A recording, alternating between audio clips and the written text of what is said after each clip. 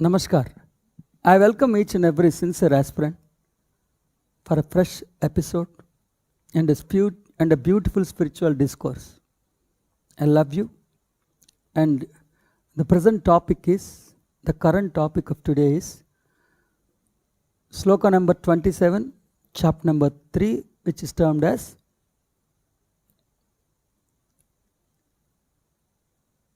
the karma of a yoga. The karma of an yogic entity. Karmayoga means the modus operandi of an enlightened being. In Yogishwar, the modus operandi, the karma of an Yogishwar. The karma of an Yogishwar. Fine. Great. Again, I repeat, my dear friends, from my point of view, Karma Yoga is not doing the karma and getting the beautiful yogic. I don't agree with that. From my point of view, the Karma Yoga is the modus operandi of an Yogishwar. The modus operandi of an Yogishwar. The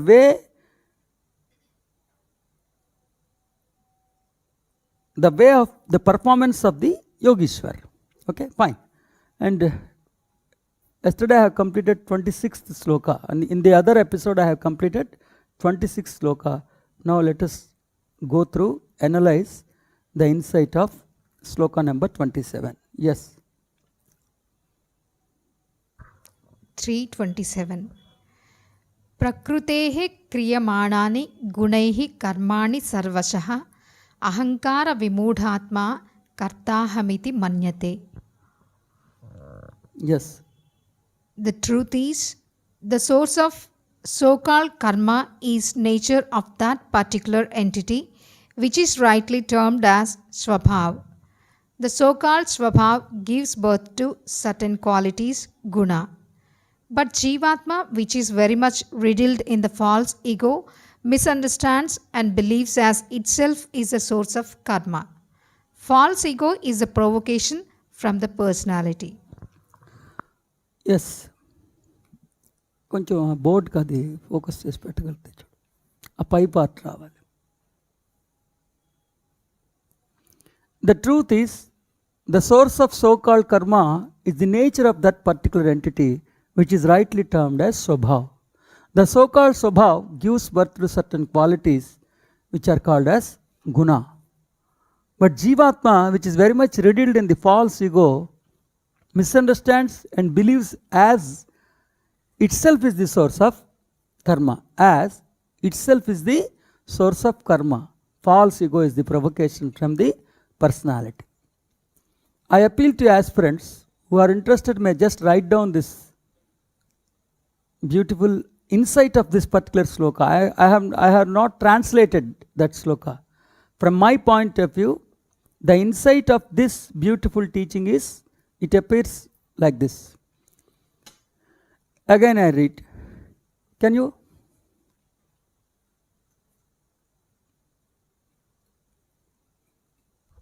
The truth is, the source of so-called karma is nature of that particular entity, which is rightly termed as swabhav. The so-called swabhav gives birth to certain qualities, guna. But Jivatma, which is very much riddled in the false ego, misunderstands and believes as itself is the source of karma. False ego is the provocation from the personality. Fine. If you have got to understand the insight of this thing, you have got to understand a table. You have got to understand Prakriti.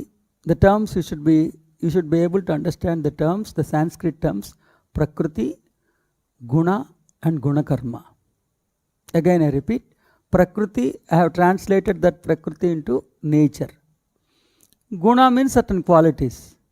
Guna Karma means the actions which are being provocated by those qualities, the actions which are the consequences of those qualities. Again I repeat, you should understand, you should be able to utter the words. The terms are Prakriti, Prakriti Janita Gunam, Guna, Prakriti Janata Guna, and Guna Karma. Guna Karma. what exactly is meant by Prakriti? Here Lord Sri Krishna teaches us, he has categorically made it very clear. Oh my dear aspirants, the source of karma is not the human being. The source of karma, many times it is not even the innate consciousness of the soul. Again I repeat, the source of karma is not this particular character. Is not this particular character. Again I repeat, the source of so-called karma is not this particular character. And the astonishing thing is, the irony is, the source of karma is not even our innate consciousness. Innate consciousness means sahaja siddha swabhav, the consciousness of soul, the consciousness of our spirit. Then what is the source? The source is nature. The source is nature. Nature is not environment. Nature is swabhav. Nature is swabhav. And what exactly is swabhav? What exactly is swabhav? Let me explain. In chapter number 14, Lord Sri Krishna has categorically made it very clear. When the beautiful soul, the light being, not light worker, the light being entered into the physical embodiment, the premises of physical embodiment, the beautiful grandest soul, the beautiful light being, the grandest consciousness, which is called as spirit, when it enters into the physical embodiment, it enters into the premises of physical embodiment. The moment it enters into the physical embodiment, it forgets its true nature. Jivatma will forget its true nature. Then it begins to identify itself with the embodiment it is wearing. The moment it has begun to falsely identify itself with the embodiment it is wearing, that embodiment gives birth to three qualities which are called as tamo, sattva, rajogun, gunatraya. Am I clear? We are beautiful souls, we are beautiful spirits, we are the grandest consciousness, we are the light beings. We want to visit this earth planet to accomplish our spiritual purposes. Accordingly, we have preferred and we have programmed an embodiment. We have fabricated an embodiment. We have entered into the premises of our embodiment, which is nothing but a vehicle. Vahika. Okay? And the moment we have entered into this premises, the Jivatma has forgotten itself and it has begun to identify itself with the embodiment it is wearing. Am I clear? And Tanujatmaka Guna. Tanujatmaka Guna are Tamo, Sattva, Rajogun. This vehicle, the so-called mission, gives birth to three qualities. Those are Tamogun, Sattvagun, Rajogun. These are the natural consequences of this embodiment. The so-called Tamo, Sattva, Rajogun has nothing to do with soul, spirit, Jivatma, Paramatma, Atma, consciousness. But they have everything to do with the embodiment. They are the natural consequences of this physical embodiment. The source of Tamo, Sattva, Rajoguna is the physical embodiment. The irony is, the soul, the spirit, because it has wrongly identified itself with the embodiment, it has also begun to wrongly identify itself with the Tamogun, Sattvagun or Rajogun. Supposing an entity has lived the life sufficiently and all the time he was identifying himself with the Tamogun. But climax, last 2 years, he has shifted his gears from Tamogun to Rajogun. But when he is enjoying the flavor of Rajogun, ultimately the body got expired. Okay? That Rajogun will be the nature of that particular entity in the further incarnation. Okay? Am I clear? Whether you are able to understand the nature? Again I repeat. Because unless you understand the terms स्वभाव, okay, गुण और गुण कर्म, आपको मालूम नहीं होता है. स्वभाव, गुण और गुण कर्म. स्वभाव कोई प्रकृति बोल के बोला, प्रकृति बोले तो स्वभाव. What exactly is स्वभाव? What exactly is स्वभाव? We are the grandest consciousness. We are the light beings. We are the mystical, magical, majestic, spiritual entities. We want to visit this earth planet for accomplishing our specific spiritual accomplishments. For spiritual purpose, we have visited this earth planet. So now we need a vehicle to maintain our speed levels on par with the speed levels of the earth planet. Accordingly, we have fabricated, designed, programmed one particular embodiment. Okay. Now when the embodiment is ready, it took 9 months. When the embodiment is ready, we entered into the premises of this embodiment. We entered into the premises of this embodiment. We were expecting this, the puzzle. The moment we enter into the physical embodiment, we know pretty well that naturally we behave unnaturally. What is unnaturally? We forget our true identity. Which forgets? Not the Paramatma, not the Atma, but the Jivatma forgets its true identity. But the Jivatma forgets its true identity. And it begins to wrongly identify itself with the embodiment it is wearing. And it begins to wrongly identify itself with the embodiment it's wearing. Then what happens? The embodiment has a nature. The consequence of the embodiment is it gives birth to 3 particular guna, and they are termed as tamo, sattva, rajogun. This particular entity, the Jivatma, has lived a life to a tune of, for a span of 62 years. The lifespan of that particular embodiment is 62 years. Up to 60 years, this entity has done friendship with, has begun to enjoy the fragrance of Tamogun. But last 2 years, he has shifted his gears from Tamogun to Rajogun. He was enjoying the fragrance of Rajogun. That was the climax of that particular embodiment. The span is over. The body got perished. The entity suffered death. Not that entity, the body suffered death. So what was the final friend? Who was the final friend? Rajogun.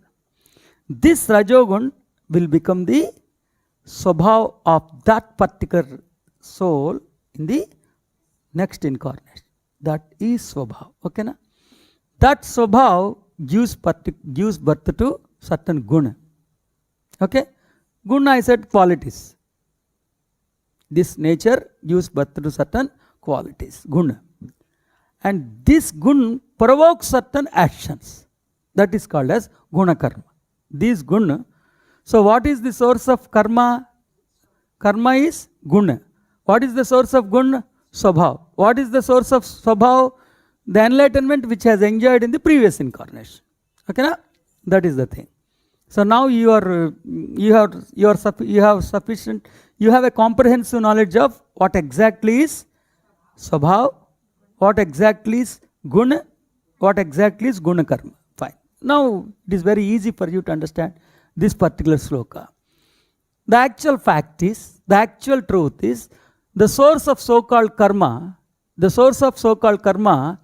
is the nature of that particular entity, swabhav of that particular entity, which is rightly termed as swabhav. Again I repeat, the source of the truth is, the fact is, the truth is, the fact is, the source of so-called karma is the nature of that particular entity, which is rightly termed as swabhav. Which is rightly termed as swabhav. And the so-called swabhav gives birth to certain qualities which are called as guna. Certain properties are there. Guna. But the Jivatma, which is very much riddled in the false ego, misunderstands and believes as if itself is the source of the karma. Itself is the source of karma. But the source of karma is who? Guna. But the Jivatma, which is very much riddled in the false ego, misunderstands as if it is the source of that particular karma. But actually, who is the source of the karma? Guna. Who is the source of guna? Swabhav. False ego is the provocation from the personality. False ego is the provocation from the personality. And if you began to wrongly misunderstand as if I am the source of karma, then what is the trouble you are going to face?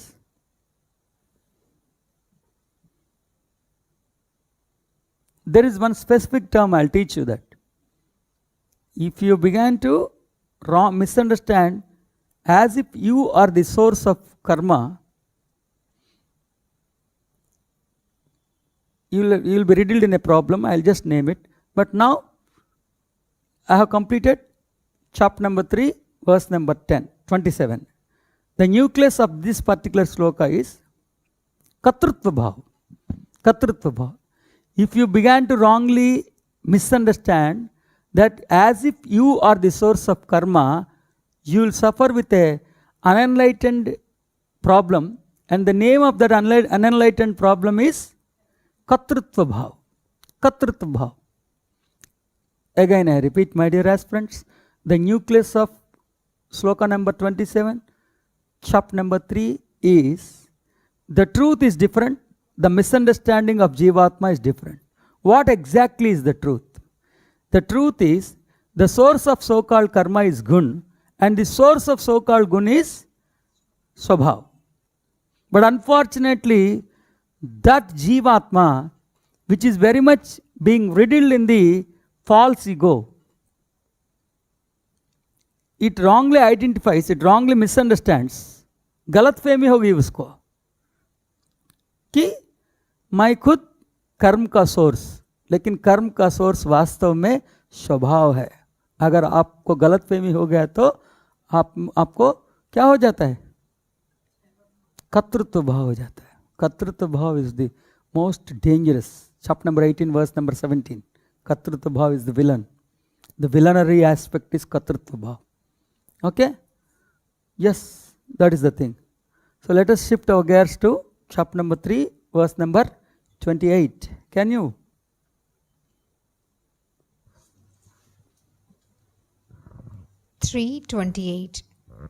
तत्त्ववित्तु महाबाहो गुणकर्म विभागयोः गुणा गुणेषु वर्तन्त इति मत्वा न सज्जते.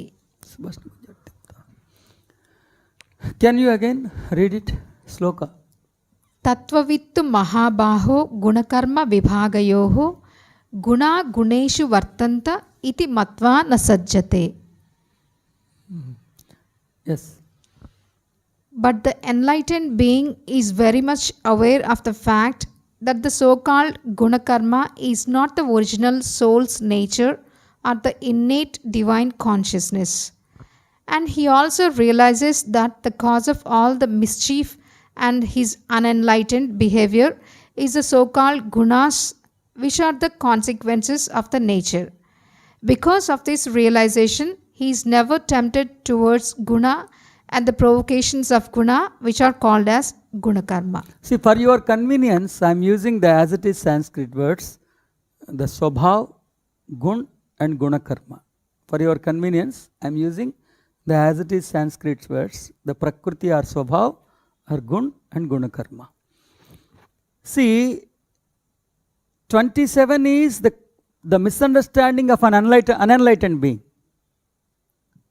The sloka number 27 is the perception prism of an unenlightened being. 28 is the prism of an enlightened being. That is why, but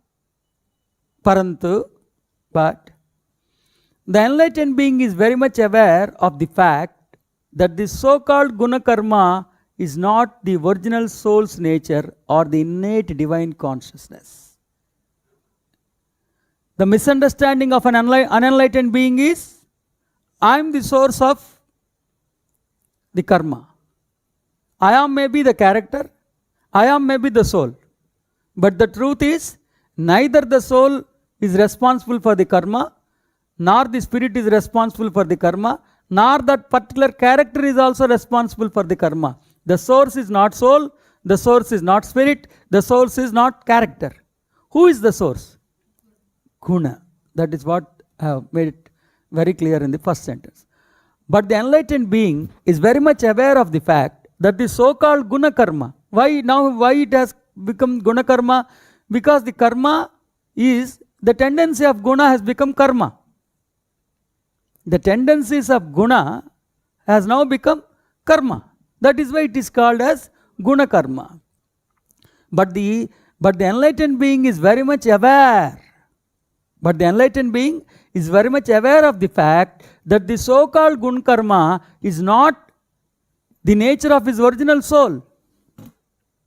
Original soul's nature kidhar kahan pe hai?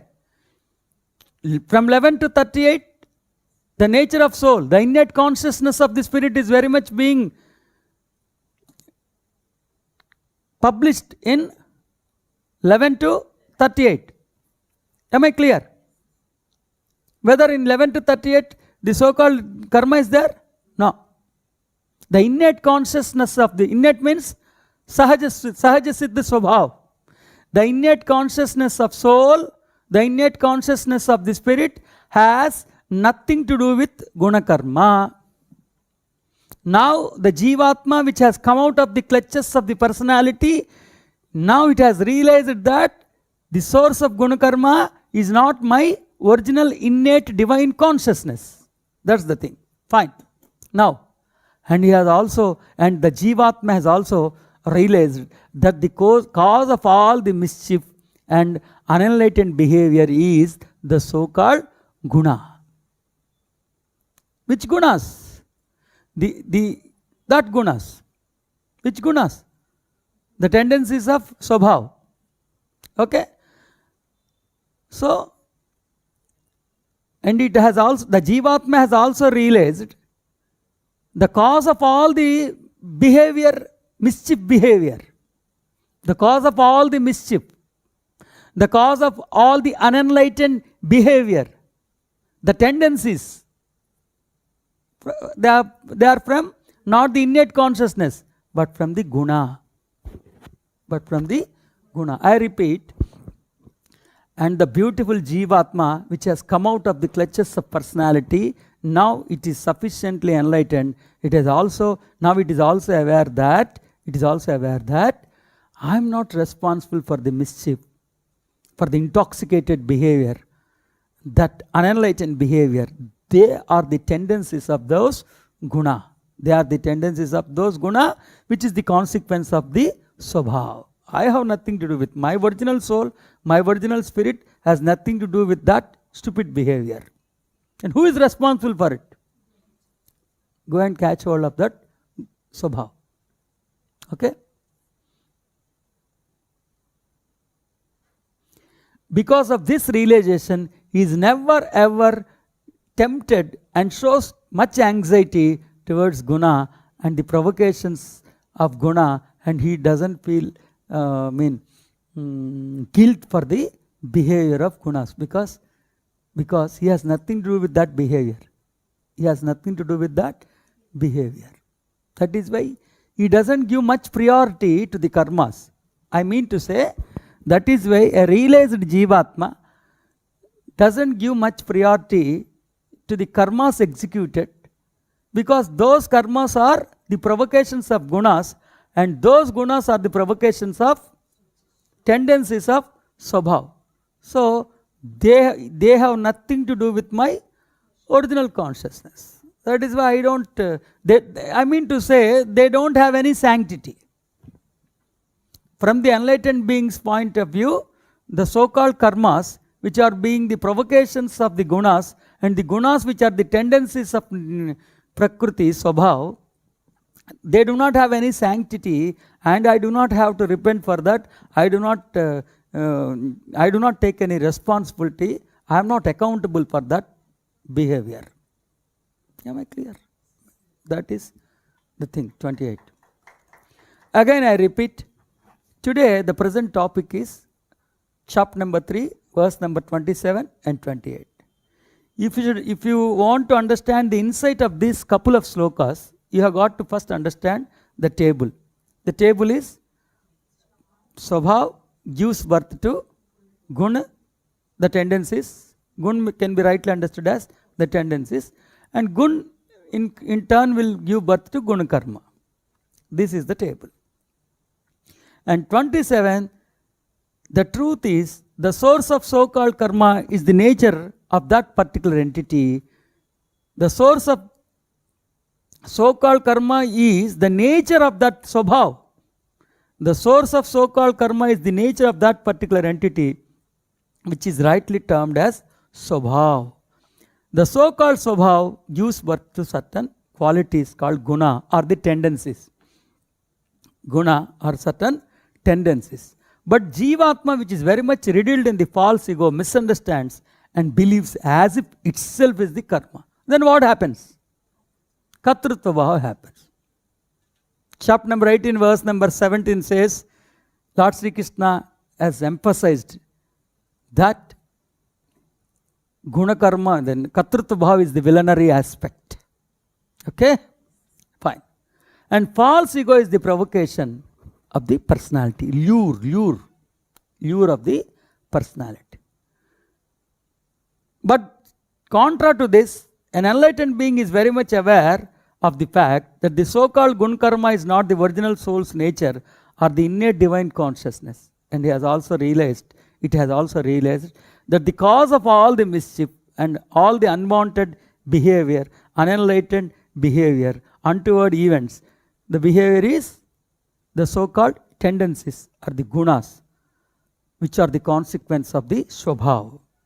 Because of this realization, the so-called Jivatma is never accountable, never claims, I am not responsible. It says, I am not responsible, I am not accountable for those tendencies, for that behavior, because it is the tendencies of the guna.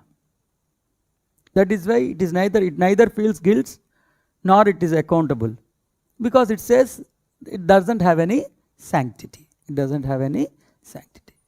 From my point of view, these slokas, the insight from my point of view, it's like this. Namaskar, Jayastu, Jayastu. But the nucleus is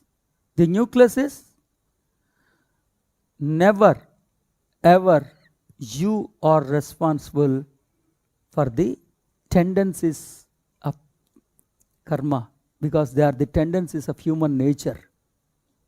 Your original innate consciousness has nothing to do with this stupid behavior. You are gods. You are beautiful entities. You are the creators of this universe. You have just visited this earth planet for accomplishing a beautiful spiritual purpose. You have entered into an embodiment. Unfortunately, you have begun to behave unnaturally. It is quite natural for an enlightened. It is quite natural for a soul, when it enters into the embodiment, it begins to behave unnaturally. It is quite natural for a spirit to behave unnaturally when it enters into the premises of an embodiment. What has happened? It has forgotten its original identity, and it has begun to wrongly identify itself with the embodiment it is wearing.